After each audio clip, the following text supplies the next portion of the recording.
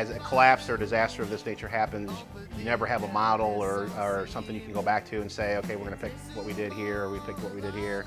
So we had to reinvent, take multiple scenarios to make something work here. You got to think outside the box when you have a box that's broken. Due to the unprecedented nature of the project, EHM partnered with Brownie Companies of Florida for their experience with structural elevation.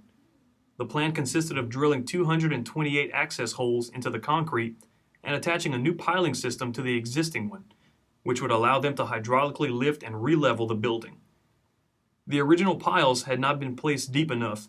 The two companies were going to go 50 feet deeper into the ground. However, the first challenge they had was getting used to working in a swamp.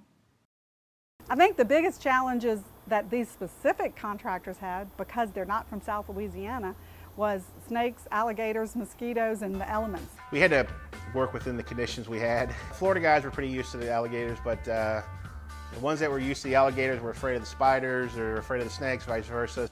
The banana spiders were the ones that were the treat when those big banana spiders come out. So it was extremely hot. Our snakes started coming out of the swamp area. They were probably killing 8 to 10 a day.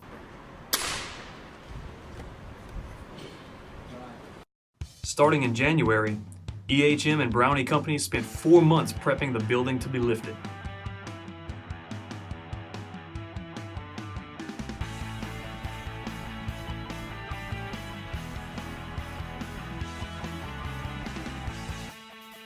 Much of this time was spent pushing pipes deep into the ground so that later they could be hydraulically lifted.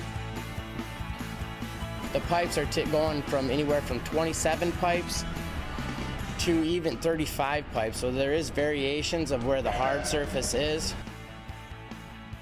These are the actual pipes. It slides on there. That way when we're pushing down, we don't get a friction lock. Just like this friction ring slides on, your next 3-foot section slides on. As the companies started to make progress, the community slowly began to get behind the project and trust in the board's decision.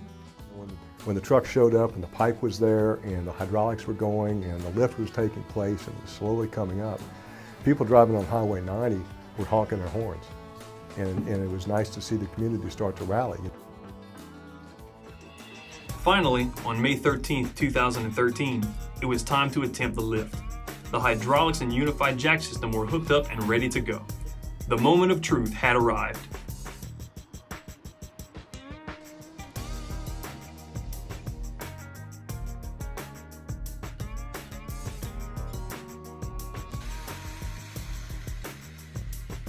we had 228 jack points in here. We had 4 operators and probably about 15 zone captains in here watching the building. Because as you pick this way, the building's moving down this way, so we had to kind of in zones bring the building up, because each area is kind of down differently, each area weighs different, so it was 1 half inch, half inch, half inch, half inch, half inch at a time.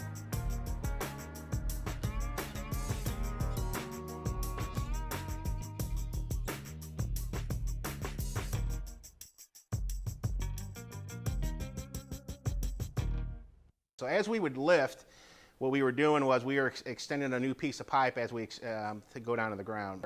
So we spent probably 2 days taking a 1/4 inch here, half inch here, an inch here, and getting the building to basically relax. The lift was a success. It had been 11 months to the day since it had originally sunk, and now the visitor center had risen from the swamp. Around 5 p.m. Monday, the building was lifted into place. Today, surveyors were inspecting various points around the facility, checking for proper elevation.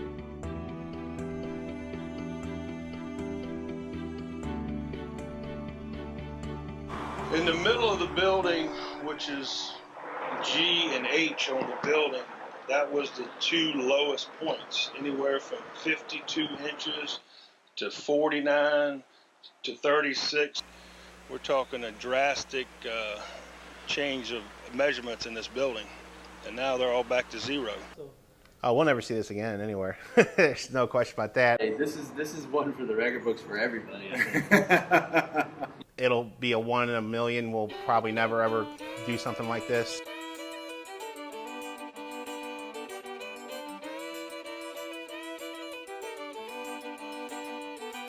I started getting people come to me and saying, notice the building today. Looks like it might be straight. Looks like it actually might be level. You know, all of a sudden they're noticing it again as not being something that you look at and breaks your heart.